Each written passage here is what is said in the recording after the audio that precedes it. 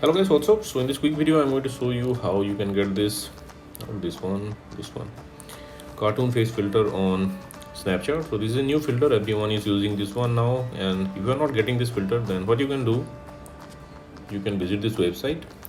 Link to this website I'll give in the description box below, and here in this website you will see the snapcode for this filter.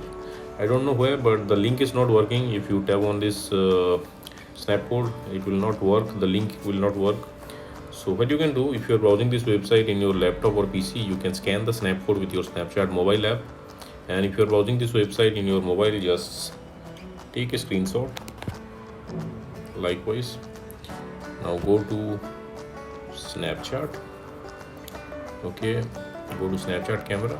Now tap on this add contact button. Here on the find friend search bar, on the right side you will see this snap icon. Just tap there, see the snap code, tap on it.